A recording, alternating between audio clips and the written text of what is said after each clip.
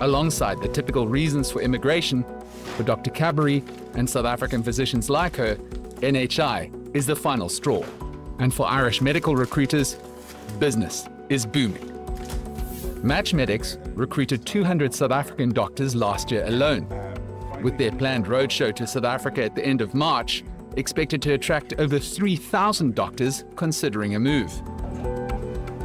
I've been recruiting doctors for well over a decade now personally, and I haven't seen the demand to move to Ireland as high as it is today.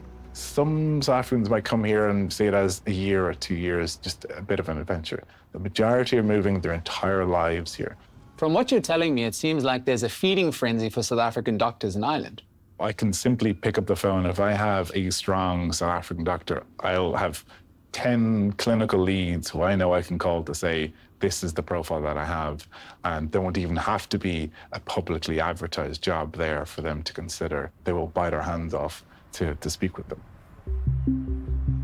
With the Irish health sector hoovering up South African doctors, Gqeberha native Neville Staples started his own medical recruitment agency based on the sheer demand he witnessed when immigrating here 5 years ago.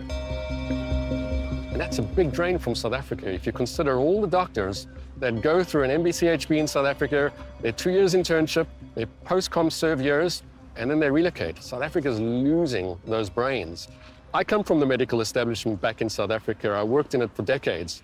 It's going to kill it. It's a recipe for disaster. You cannot lose that amount of doctors and AHPs, allied healthcare professionals, on an annual basis and not expect it to have a severe knock-on effect. You can now access full episodes on DSTV Stream.